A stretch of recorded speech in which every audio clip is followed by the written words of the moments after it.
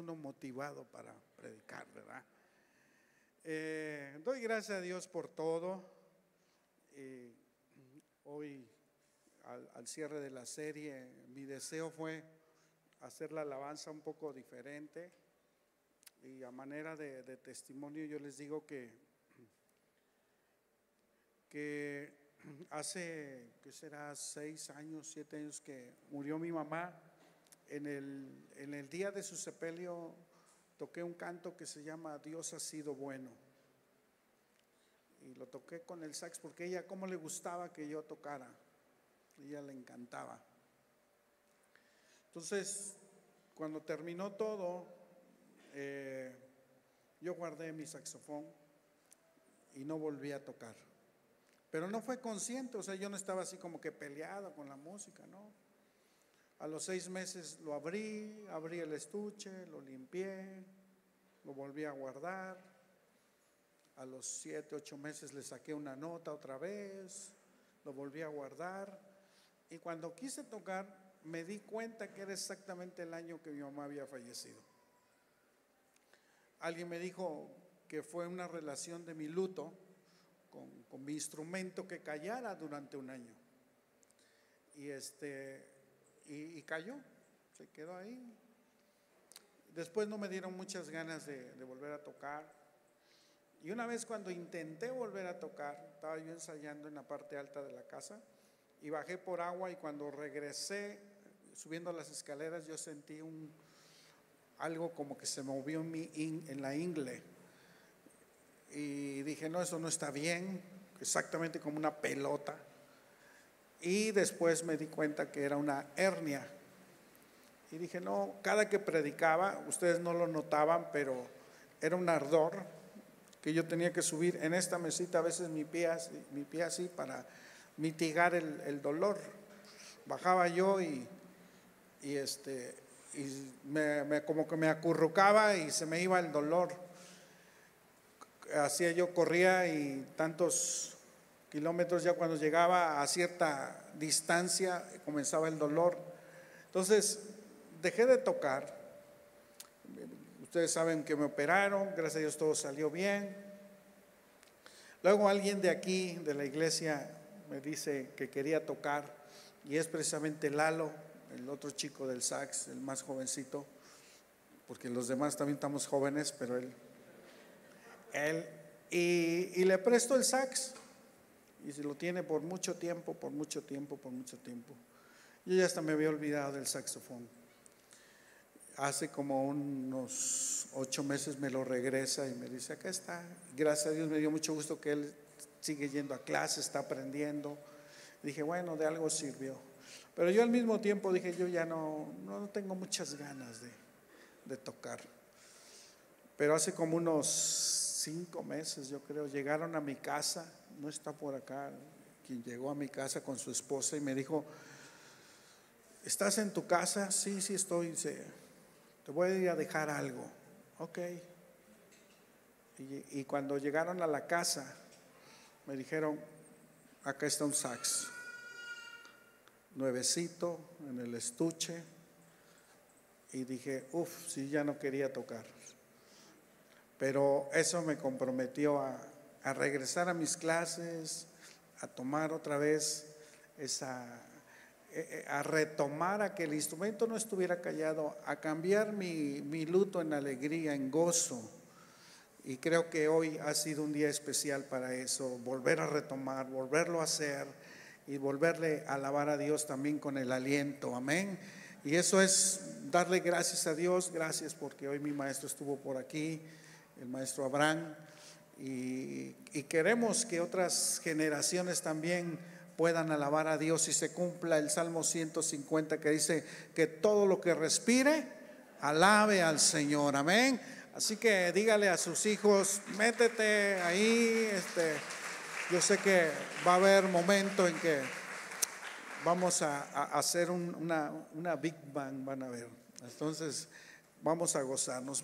Y parte de eso, los cantos, creo que la atmósfera de la fe se tuvo que haber estado moviendo en usted.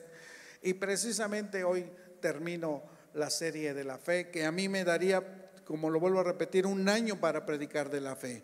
Doy la bienvenida a todos los amigos que ya se conectaron en Facebook, en YouTube. Gracias por estar aquí. Y la serie se llama Efecto. ¿Cómo se llama? Efecto. Ya le dije que por ahí alguien me dijo, Paz, ¿me das chance de hacer mi playera de efecto?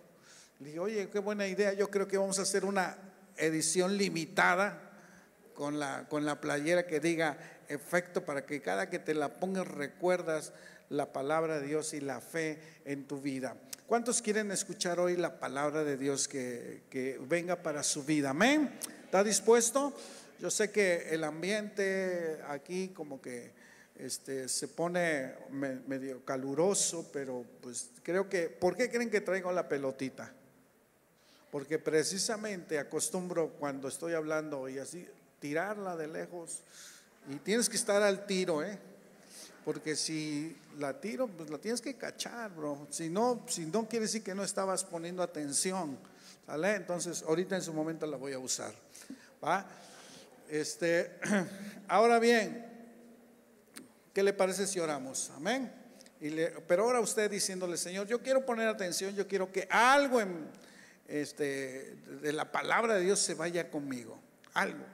Padre bueno, te doy gracias. Yo sé que hoy tú tienes algo especial para nosotros, para nuestras vidas, y creo que tu palabra ya es bendita y solamente se hace viva en nuestros corazones. Lo creo en el nombre de Jesús. Amén. Bien, le he puesto como título a este capítulo el efecto de usar la fe. ¿Cómo se llama? El efecto de usar la fe.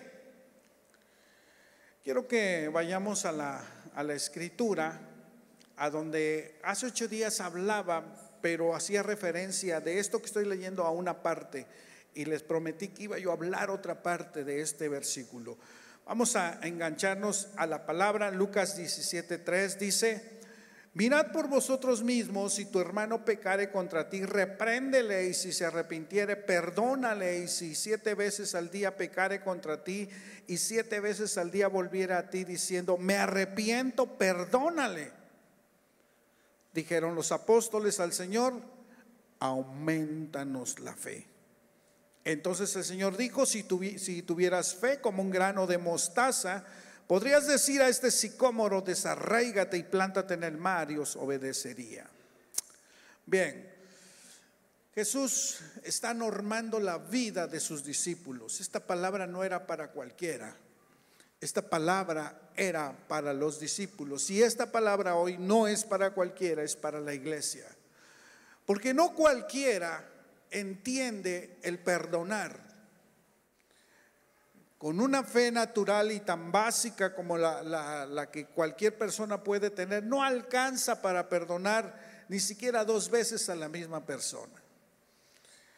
No sé los discípulos qué pensaron, qué se imaginaron, que cuando Jesús les dijo, mira, si 7 veces pecare contra ti, las 7 veces viniera a pedirte perdón, lo tienes que perdonar. Y entonces ellos exclamaron, aumentanos la fe. Dijeron, no, pues, o sea, Señor, yo a la 3ª vez lo que quiero es ahorcarlo. A la 2ª vez yo ya quisiera colgarlo en el palo más alto que pudiera ver. Ahora tú me dices que perdones 7 veces. Pues sí, como que está muy complejo. Por eso necesitamos más fe. Y la oración dice, aumentanos la fe. O sea, lo primero que piden los discípulos es una oración de aumentanos la fe. Sin embargo, curiosamente esta oración ha sido por mucho tiempo la oración de la iglesia. Y muchos de nosotros creemos en eso, en que necesitamos más fe para hacer cosas.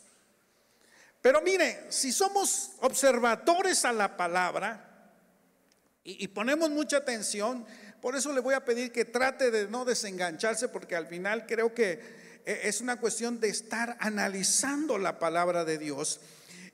Si nosotros lo vemos bajo el contexto de los discípulos y por qué lo hicieron, para nosotros no aplicara como tal, ¿sí? ¿Por qué? Porque en ese momento los discípulos estaban pidiendo, los apóstoles estaban pidiendo, aumentanos la fe, pero no exactamente para nosotros justifica el que hablemos de aumentanos la fe. ¿Por qué?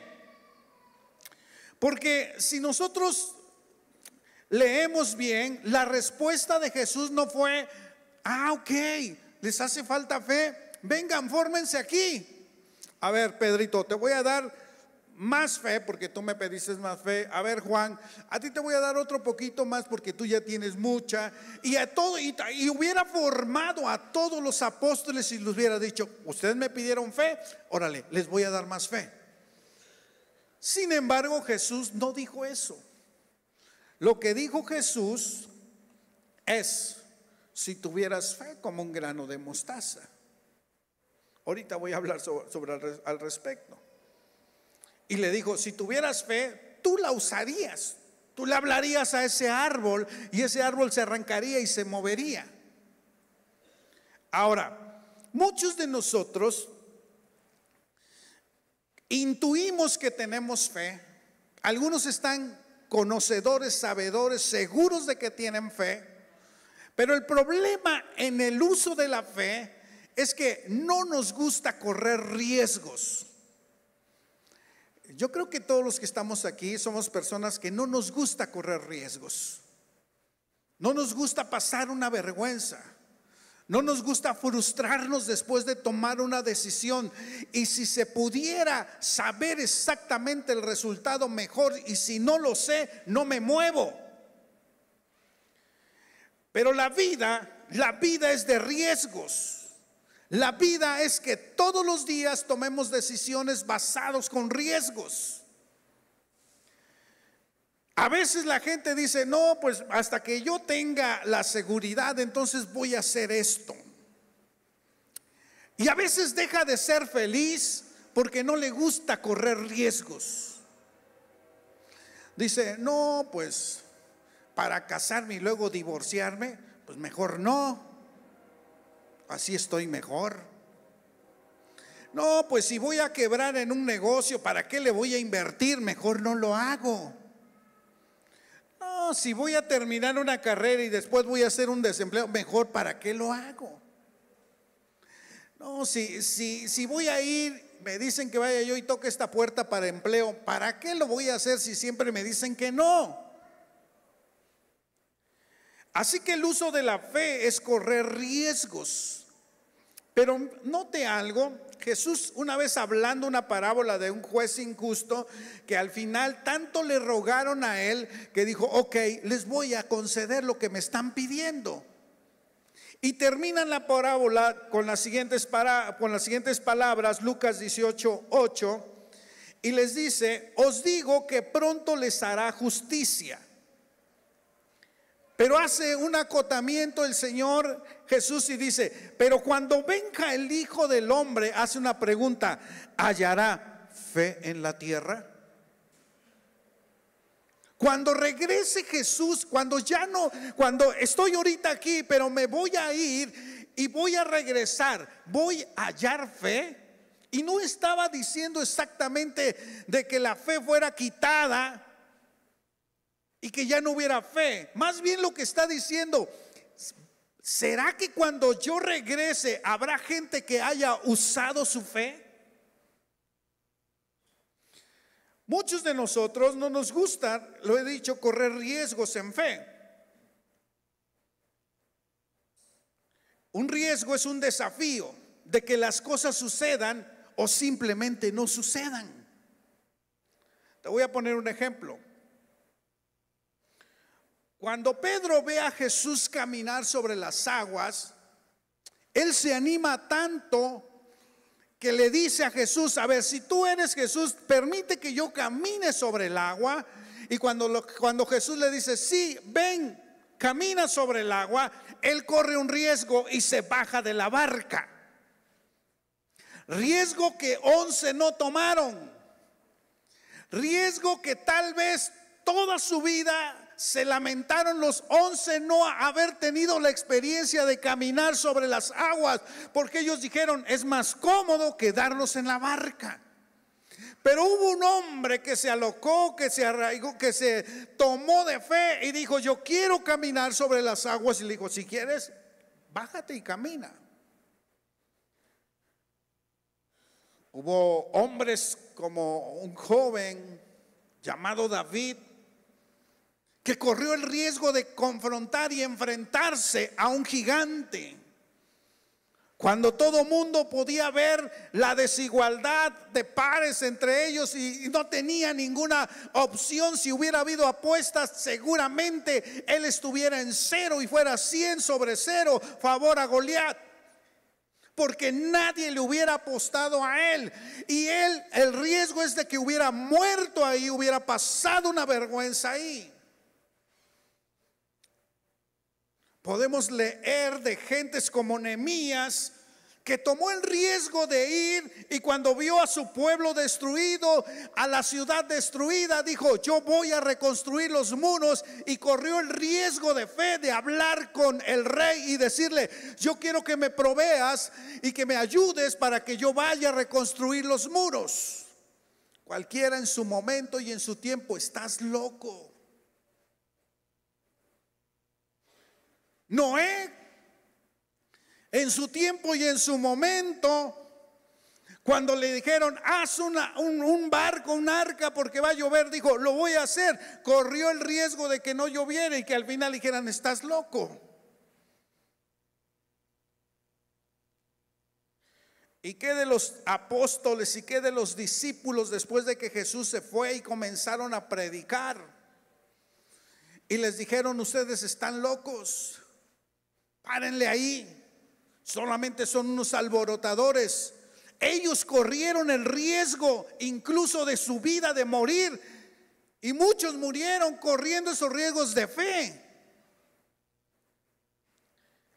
Pero repito, muchos de nosotros no nos gusta correr riesgos. Hubo una mujer que dijo: a ver, hoy voy a ir a hablar con el rey para salvar a mi pueblo. Y esa mujer fue Esther y dijo: aún el riesgo es de que yo muera delante de su presencia, pero vale la pena. Si tengo que morir, voy a morir. Unos jóvenes hebreos que dijeron: yo voy a desafiar y no me voy a inclinar ante esta estatua del rey, porque aunque muera. Pero mucha gente no nos gusta correr riesgos. Gracias a que ellos corrieron riesgos, entonces hoy podemos ver y leer de un hombre que caminó sobre las aguas. Gracias a que ellos corrieron riesgos, podemos ver de un hombre que salvó a una familia después de un diluvio. Gracias a que hubo gente que corrió riesgos, un pueblo se preservó porque una mujer fue e intercedió por él. Gracias a que hubo gente dispuesta a correr riesgos, los muros y la ciudad fue reconstruida. Gracias a gente que corrió riesgos, hoy tú y yo estamos escuchando la palabra de Dios, porque esa gente no se paró y dijo: vale la pena correr riesgos. Pero ¿cuántos de nosotros decimos que tenemos fe, pero no nos gusta correr riesgos? Si algo que fuéramos a hacer y nos dice la seguridad está de que va a suceder, entonces no es fe. Hay gente que dice: Dios, dame un trabajo y entonces voy a diezmar. ¿Por qué no dice: voy a diezmar y yo sé que tú me vas a dar un trabajo? Hay gente que ora y dice: hasta que se me quiten mis dolencias, entonces sabré que tú me has sanado. ¿Y por qué no oras y declaras tu sanidad sobre tu vida a pesar de tus dolencias? A veces decimos: me cuesta trabajo cuando alguien viene y me dice: ayúdeme a orar porque estoy en un problema y creo que Dios me puede ayudar, pero sé que esa persona se está moviendo por otro lado con sus palancas. Porque ya por otro lado dice: no, pues si me falla la fe, yo aquí tengo mi palanca, fulano de tal. Es más, yo quiero un trabajo, pero tengo que ir a ver a fulano porque fulano es el que me va a dar la firma y la fe está en fulano. Hay gente, otra vez, que dice: yo necesito que un profeta venga y me diga por qué tengo que orar y por qué tengo que hacer, y entonces voy a caminar. Eso no es fe, eso sería solamente obediencia. ¿Por qué? Porque hablar de fe es correr riesgos.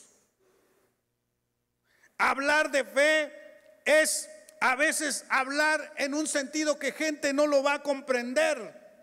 Después de obedecer y de dar pasos de fe, ¿saben qué viene? Cuando nosotros obedecemos y damos pasos de fe, viene algo que se llama duda. No te sorprenda eso, porque hay gente que se confunde y dice: ¿será que Dios me dijo? ¿Será? Y mira ahora dónde estoy. Mira, después de que caminemos en fe, nos va a venir la duda. Cuando el Señor me llama al ministerio, pues yo tenía mis reservas. Y entonces, pues yo obedezco y digo: ok, yo voy a obedecer. Yo tenía otro plan de vida. Y entonces escucho voces que me dicen: ¿es el tiempo de que tú seas el pastor? Dentro de mí empiezo a dudar: Señor, ¿no será que te equivocaste? ¿Por qué a mí? Empiezo a ver las circunstancias que no estaban tan favorables y empiezo a dudar en mi corazón y a decir: se me hace que te equivocaste, Dios. Pero así mismo como venía la duda, yo seguía avanzando. Así como mismo venía la duda a mi corazón, yo no me paraba y seguía caminando. Así como venía un día la duda y me hacía sentir que no era yo quien tenía que estar ahí, yo seguía caminando. Pedro, cuando se baja de la barca y comienza a caminar, le asalta la duda. Es algo normal cuando tú caminas en fe, que llegue a ti la duda. Y cuando Pedro le asalta la duda y pierde la mirada en Jesús, se comienza a hundir.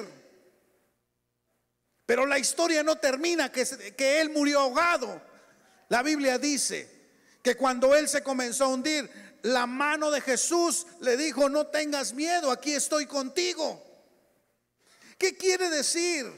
Que caminar en fe es riesgos, y cuando yo doy un paso, probablemente venga a mi vida duda: ¿será que Dios está conmigo?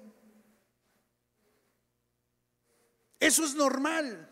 Por eso mucha gente dice: no, yo creo que no era de Dios esto, porque mi negocio comenzó y pues todo se dio primero, pero después ya no vendía y quebré. ¿No será que dudaste en el proceso? Hay gente que dice: no, yo pensé que esta relación iba a funcionar porque todo se dio, ya más le dije al Señor, y resulta que hoy todo es todo lo contrario. ¿No será que le dudaste a Dios en el proceso? ¿No será que te ganó la duda cuando comenzaste a darte cuenta que estabas caminando sobre las aguas? ¿Sabe qué?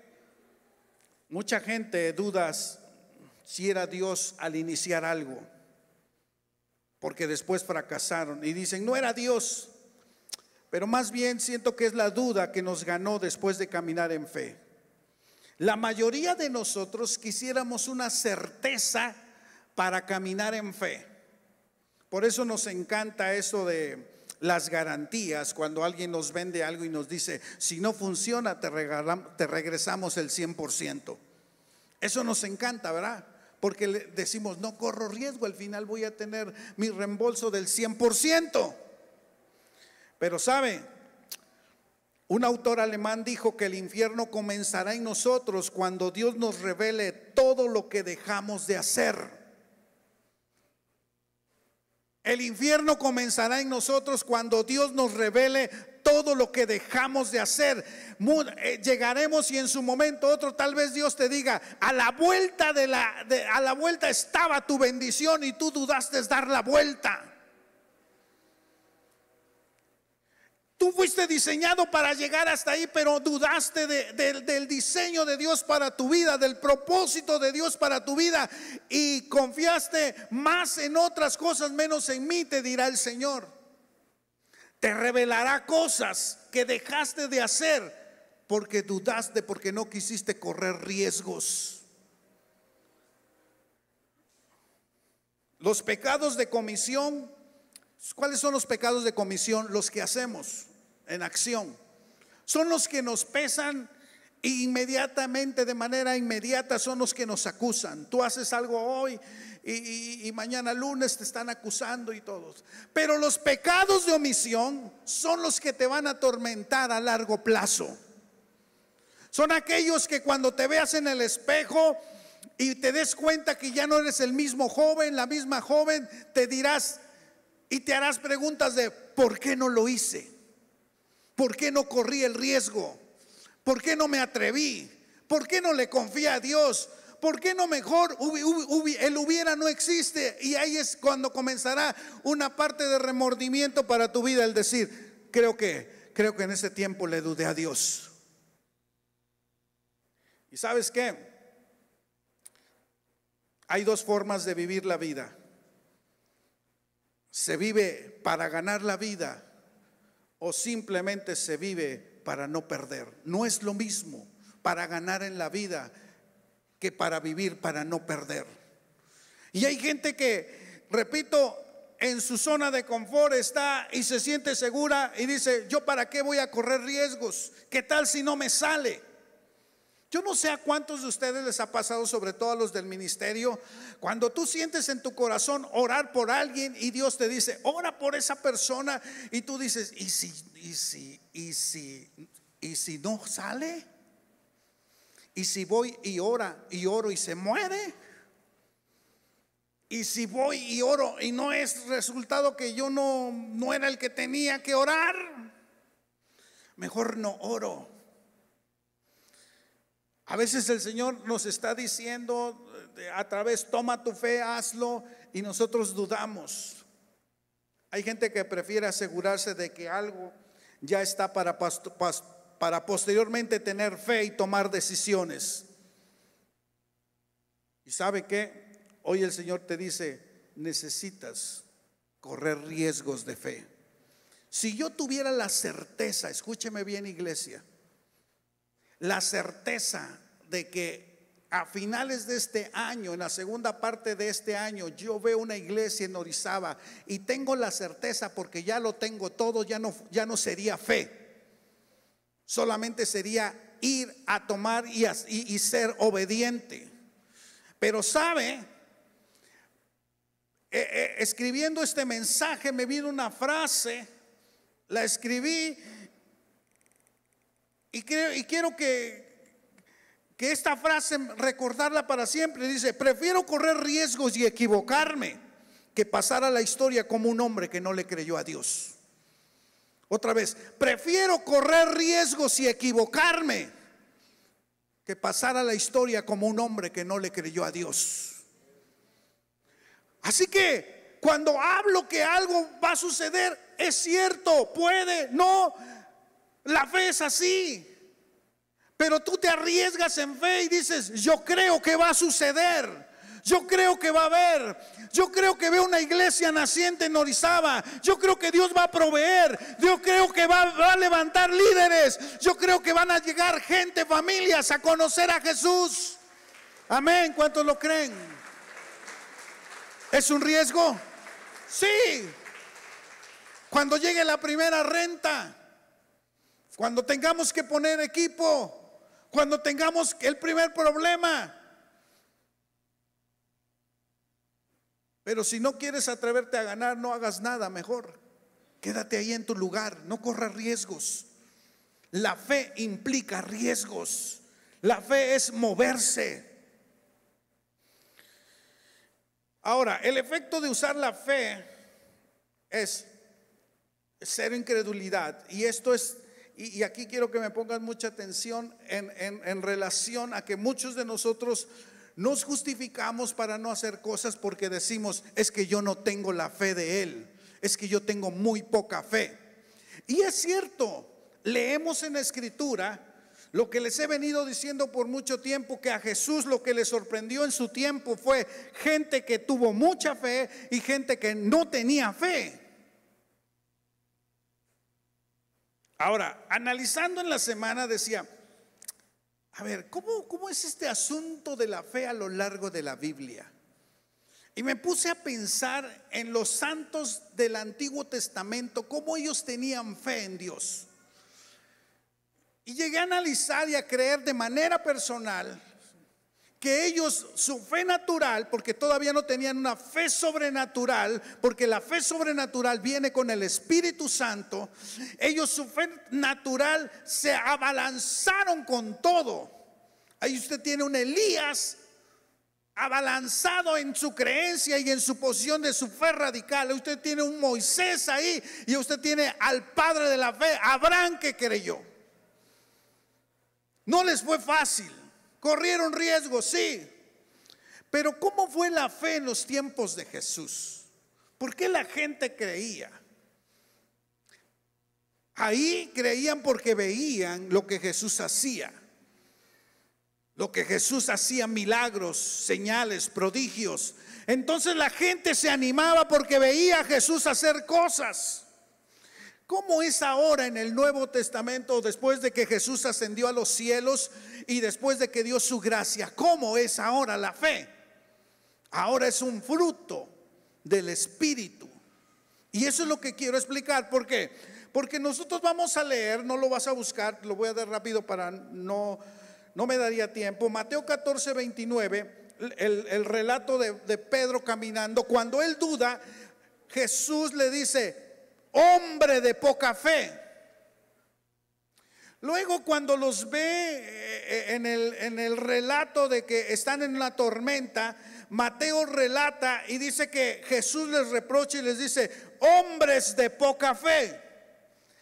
El mismo evento, pero en Marcos les dice: no tienen fe.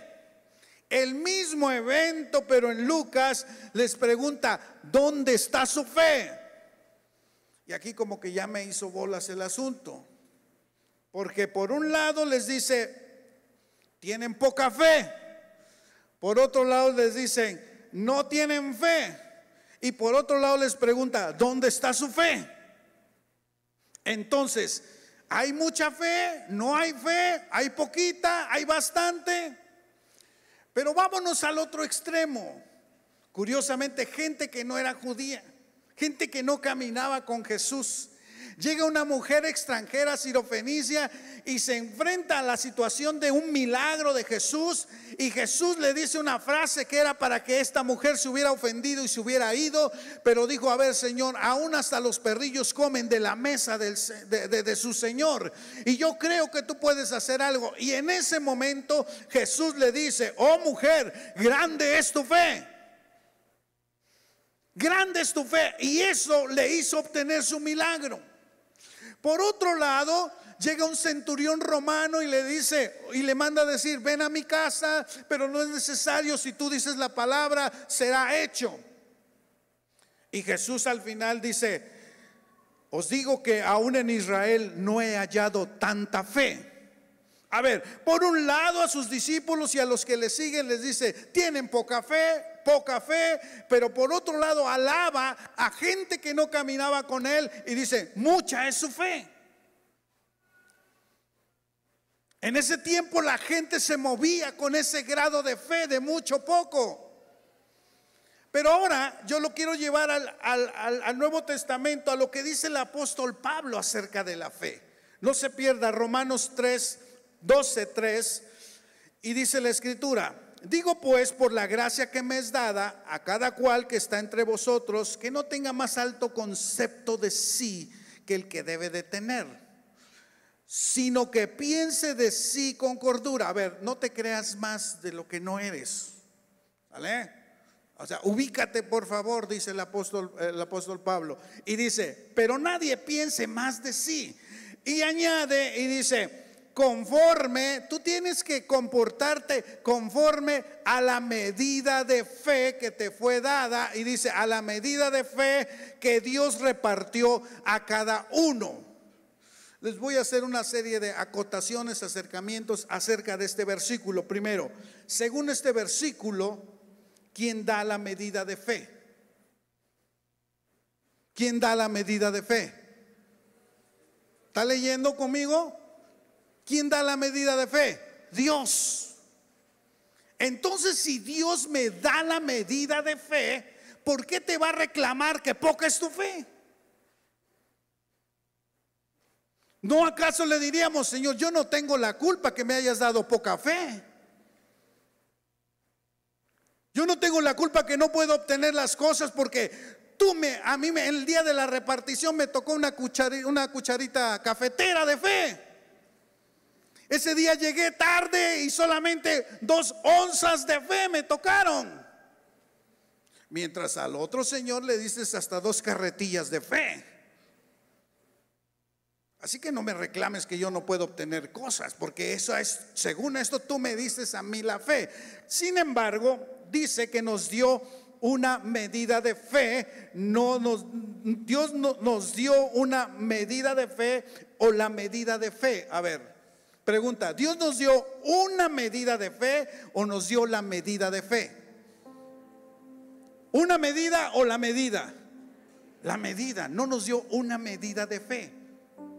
Porque ¿cómo empezaría yo tu fe?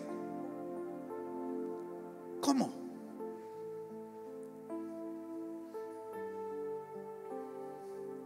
Entonces, repito, no es que haya yo llegado tarde a la repartición de fe.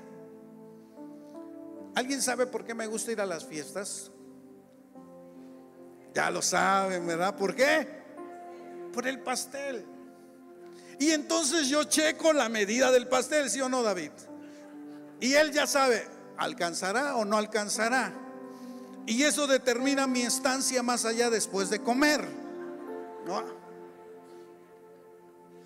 Pero si yo veo que la repartición es transparente, le digo a mi esposa: vámonos y pasamos comercial, a Mallita o a un lugar a comprarnos una rebanada de pastel. Porque ya no alcancé mucho pastel. ¿O tú te imaginas entonces en la repartición de fe? Pues poquita fe. Si es así, entonces imagínate, repito, ¿por qué les dijo a sus discípulos hombres de poca fe? Ahora, importante esta acotación que te voy a decir.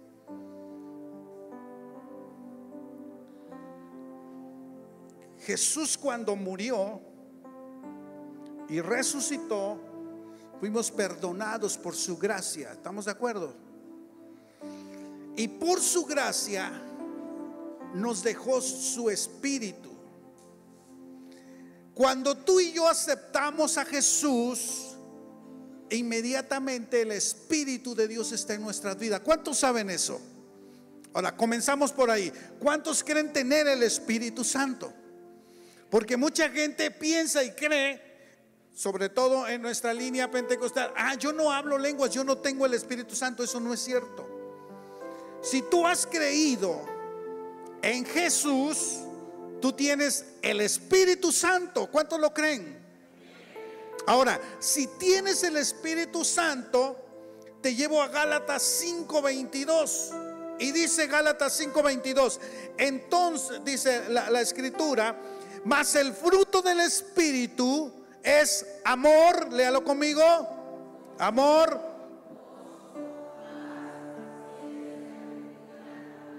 Y termina en, ¿cuál es el fruto del Espíritu? Ahora, un fruto es automático, que se da en una planta, en un árbol. Si tú estás pegado a Jesús, entonces dice que Él es la vid verdadera y nosotros somos los pámpanos, y que tenemos que dar fruto. Y uno de los frutos que damos es fe. Diga conmigo: fe. Entonces, a ver, ¿se me dio poca fe o mucha fe? No se me dio poca ni mucha fe, simplemente se me dio fe. Háganse cuenta que esto es fe. Y el Señor, cuando Él acepta a Jesús, lo que le dice es: ten tu fe. Y el Espíritu en su vida lo que produce es ¿qué? Fe. Y no le dice regrésame la fe. Ahí está, échale. Entonces, otra vez, cuando llegamos a Jesús, ¿qué sucede? Recibimos el Espíritu Santo y automáticamente tenemos ¿qué? Fe. Y Él sabrá qué hace con su fe. Ahora, el problema entonces ¿cuál es? Que yo tengo fe, pero no sé cómo usarla. En tu barrio falla la luz y tú decides comprar una planta de luz, ¿va? Y en el momento menos indicado se va la luz y tú dices mi planta de luz, pero resulta que vas y dices no he leído el manual y dices sorry, lo siento, pero seguiré con mi velita porque no sé cómo echar esta máquina. ¿Problema de la planta o problema tuyo que no sabes cómo usarla? Hace rato me hicieron entrega de un aparato para medir la presión. Para una emergencia ya estamos equipados ahí. Me hicieron entrega de varias cosas, un botiquín y todo. Y algo que les dije a las servidoras y a la doctora, le dije, urge que les digas para qué es esto y cómo se usa. Porque sería penoso que alguien se me pone mal, saquen el botiquín y las servidoras digan, ¿y esto cómo se conecta? Llega una necesidad a tu vida y tú tienes fe y dices, yo no sé cómo hacerle. Y entonces tú oras y dices, Señor, por favor te pido. Y el Señor te dice, ¿por qué me hablas a mí? Si yo ya te di fe. ¿Por qué me pides a mí si lo que tú tienes que decirle al árbol es que se mueva? Si le tienes que decir al obstáculo que es la montaña, quítate tú, porque tú tienes fe. Y eso me lleva a la ley de la fe. La fe ejerce con una ley. Y el apóstol Pablo lo dice antes de llevarlos a eso. Miren, Pedro estaba tan consciente que todos tenemos la misma fe, que él escribe en su segunda carta, capítulo 1, verso 1, estoy por terminar. Dice, yo Simón Pedro, esclavo y apóstol de Jesucristo, les escribo esta carta a ustedes que gozan de la misma y preciosa fe. Dice, que gozan. Si están leyendo, ojalá y la pongas. Segunda de Pedro 1:1 dice, yo Simón Pedro, esclavo y apóstol de Jesucristo, les escribo esta carta a ustedes que gozan de la misma preciosa, otra vez, de la misma preciosa fe. Pedro, estás diciendo, a ver, tú tienes la misma fe que yo tengo, porque tú gozas de la misma preciosa fe. Ahora, me encanta lo que sigue, porque dice que tenemos, esta les fue concedida debido, y dice, a la justicia e imparcialidad. Cuando alguien es imparcial, no tiene preferidos. ¿Ok? Entonces Dios es imparcial y Dios no hace acepción de personas. Y por su imparcialidad a todos solamente nos dio a través de su Espíritu algo que se llama ¿qué? Fe. ¿Qué nos dio? Pero muchos nos justificamos porque leemos, Señor, auméntame la fe, es que no me da. Y el Señor te dirá, es que tú no necesitas que yo aumente tu fe. Lo que tú necesitas es usar tu fe.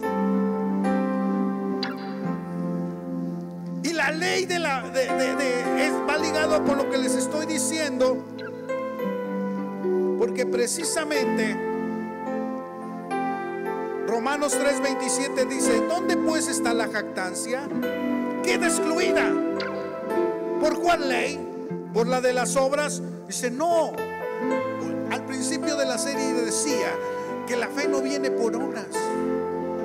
No la puedes puedes comprar, es una gracia que te fue dada. Y dice, sino por la ley de la fe. Diga conmigo, ley de la fe. Entonces, si Dios estableció una ley y la ley es, yo te doy fe para que tú la uses, Él no se puede contradecir. Porque entonces dirá, a ver, entonces préstame tu fe y yo hago lo que tú tienes que hacer por ti. Y mucha gente de esa manera pide y quiere que Dios tenga fe en lugar de que nosotros tengamos fe. Y el Señor te dirá, a ver, yo ya te di fe.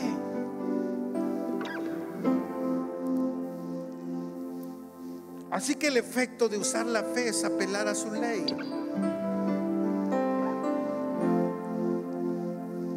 Quiero llegar al final de esto. Voy a brincar un poco porque no da tiempo. Pero el padre de la fe caminó por fe, pero dudó. Y entonces cuando le dicen, a ver, tú vas a ser padre de generaciones, dice, sí, yo soy padre de generaciones. Se miró al espejo y dijo, tengo 100 años y mi esposa tiene 90. Y entonces llegan los ángeles y le dicen, a ver, usted va a haber niño el próximo año, tu esposa va a quedar embarazada. Y como buena mujer estaba escuchando ahí atrás de las cortinas. Y entonces dice que se rió por dentro y dijo, no, o sea, qué manchados los ángeles que me están diciendo que yo a mi edad, está bien que me dan ganas de hacer tarea con Abraham y todo el asunto, pero no creo que vamos a tener hijos. Y entonces llega el momento en que confrontan a Abraham y le dice, entonces el Señor le dijo a Abraham, Génesis 18:13, ¿por qué se rió Sara? Y dijo, ¿acaso puede una mujer vieja como yo tener un bebé? Existe algo demasiado difícil para el Señor. Y dice, regresaré dentro de un año y Sara tendrá un hijo. Sara tuvo miedo, por eso lo negó. El miedo contradice la fe. Y dice, yo no me reí. Pero el Señor dice, no es cierto, sí te reíste. Y yo no sé si de ahí sale el soberbio, el que ríe al último ríe mejor. Porque el Señor dice, sí te reíste de mí, no creíste en mí. Cuando ella reacciona, cree. Y ustedes saben la historia, que fue madre, y fue madre de multitudes. Y entonces, ¿qué tenía que hacer Sara? Una mujer que primero dudó, ella a la inversa, y luego tuvo que caminar en fe y creer. Por eso, póngase de pie, por favor. Jeremías 32:27. Y con esto cierras la serie. Iglesia la hermosa, hoy el Señor te dice algo. Te recuerda algo y dice, yo soy el Señor. A ver, otra vez, ¿yo soy qué? Si tú dices que tienes fe y quieres algo, pero tu mirada está, tu confianza está en la palanca que tienes, en la firma que te van a dar, entonces tu palanca es tu Señor, tu contacto es tu Señor.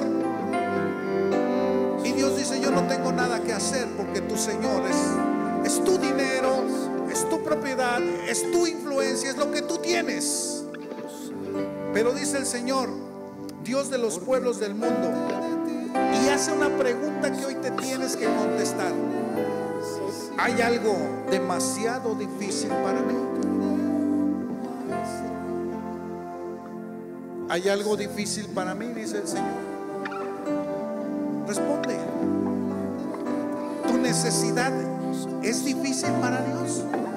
¿Lo agarraste mal parado a Dios y dice, no, como que no? Como que siento que esto rebasa lo que Dios puede hacer. Yo creo en fe. suceden cosas en el nombre de Jesús. Amén. Y mire, hemos estado batallando con gente, nos unimos a la fe de muchas personas. Hay milagros y los milagros son instantáneos en fe, pero también hay prodigios. ¿Y cuáles son los prodigios? Los que tienen un proceso, los que tienes que esperar, pero que al final hay un resultado.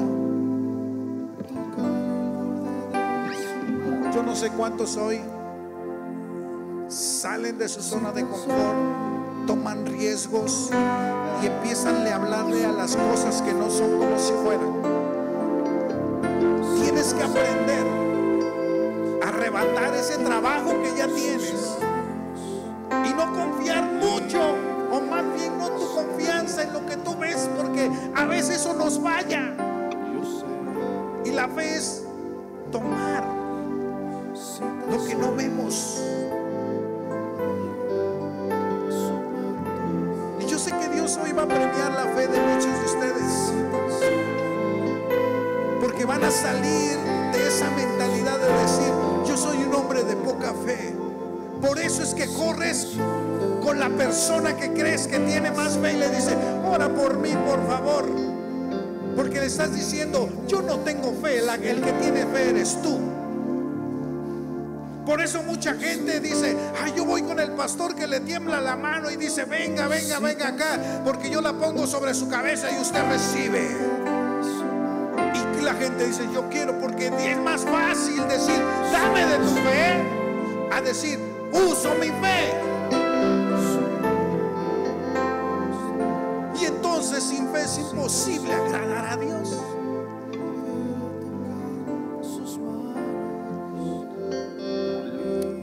Dios quiere algo, y con esto termino: que uses la fe que Dios te ha dado. A ti te dio fe, a ti te dio fe, a ti te dio fe, a ti te dio fe, a ti te dio fe. Pero muchos de ustedes se han desanimado en el proceso de fe y han dudado. Y Dios dice: no, cero duda conmigo, porque yo soy el que soy y hago las cosas perfectas. ¿Cuántos hoy quieren orar al Señor y arrebatar en fe? Levanta tus manos. Vamos, es tu fe. Háblale al Señor y háblale al árbol. Háblale a la montaña. Te repito, a lo mejor tu negocio fracasó y tú dices: no, es que no era de Dios. No, es que dudaste de Dios.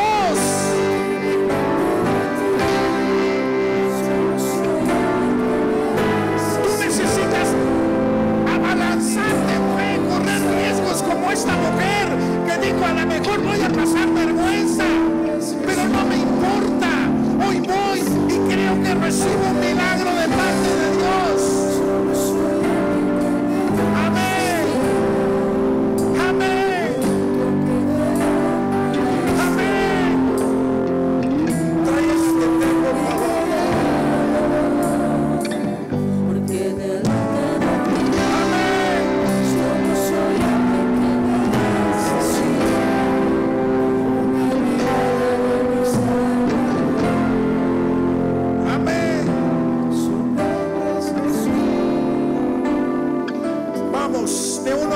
Padre, en esta hora, lo que ellos están pidiendo, su sanidad, su trabajo, su relación, su futuro, está en las manos tuyas, poderoso Dios.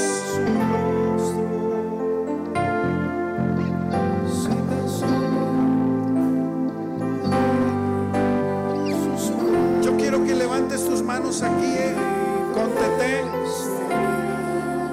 Y vamos a decir: Señor, yo me uno en fe a ella.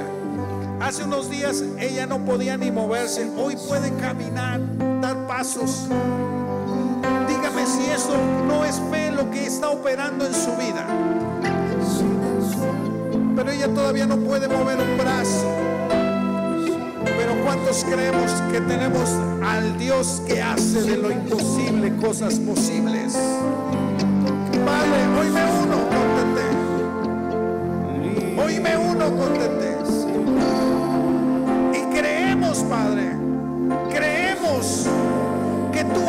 las cosas bien, Señor. En el nombre de Jesús. En el nombre de Jesús, poderoso Dios.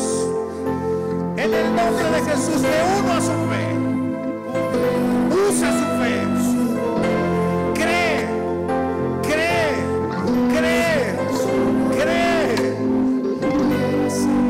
Tú estás en ella. Cree en su vida. Cree en su vida. Cree que algo ocurre. Cree que algo se transforma. Cree que algo puede ocurrir más. Dice el Señor, ¿acaso hay algo difícil para mí? ¿Hay algo difícil para mí? Dice el Señor, no. Amén. Creemos, Dios. Creemos, Dios, en tu palabra. Creemos, Dios, en tu palabra. Creemos, Dios, que eres Dios. Aún de mis hermanos en edad avanzada. En edad avanzada. Padre, creemos eso.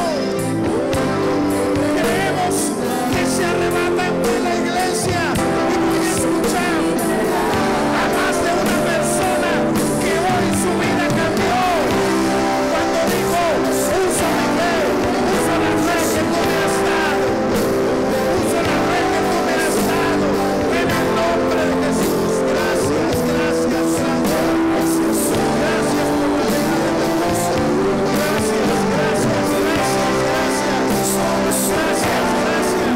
por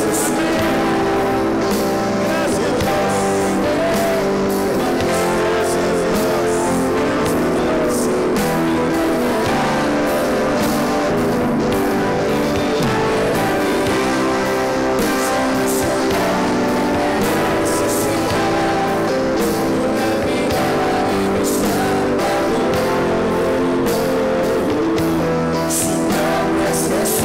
Amén. Gracias, Dios. Gracias, Señor, por tu gran amor y por tu misericordia, y porque sabemos que no estamos solos.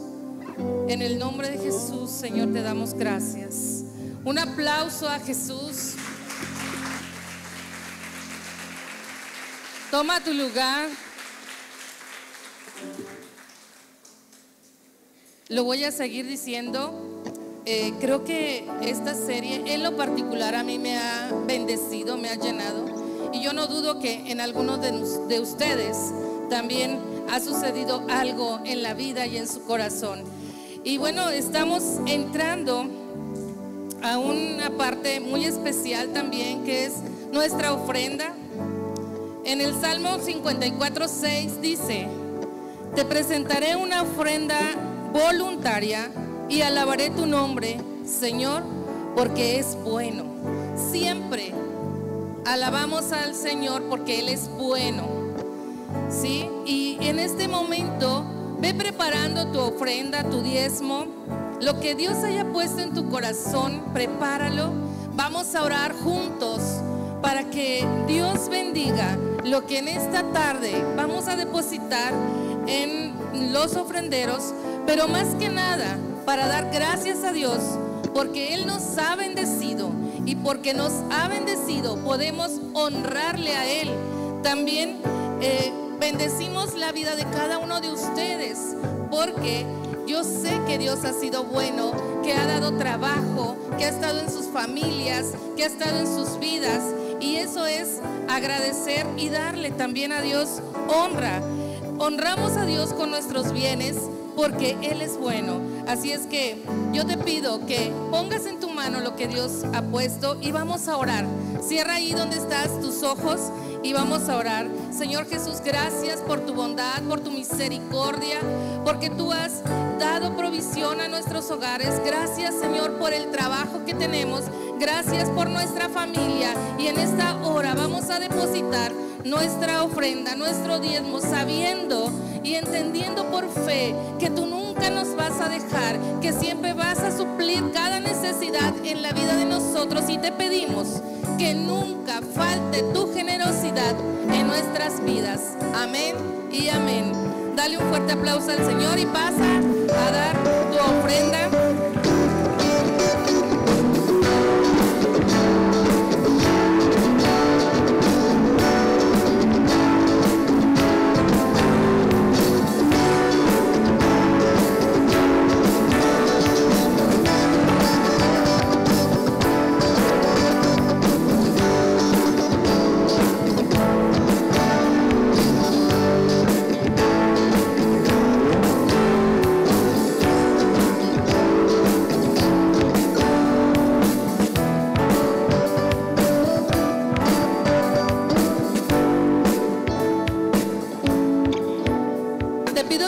De pie, ya estamos terminando. Vamos a despedirnos, pero quiero invitar a todas las personas que vinieron por primera vez, o si alguien trajo alguna invitada o invitado, que a mi mano derecha se encuentra Erika y les va a dar una bienvenida muy especial. Así es que lleva a quien trajiste, y si alguien no te invitó, pues te invitamos a que pases con mucho gusto, y estamos contentos de que estuvieras con nosotros. Vamos a despedirnos en esta tarde. Yo sé que tal vez viniste con alguien, tómalo de la mano. Si viniste con tu esposo, tu esposa, tu familia, tus hijos, y vamos a orar juntos para comenzar esta semana en bendición. Señor, en esta hora te damos gracias por toda nuestra familia aquí reunida. Gracias, Señor, por sus vidas. Ayúdale, Señor, en todo momento. Gracias te damos por esta oportunidad de estar en tu casa, de poderte alabar, de poderte bendecir, Señor, y de escuchar el final de esta serie. Que eso sea, Señor, que tu palabra sea sembrada en nuestros corazones para poderla en práctica, Señor, y poder bendecir a más.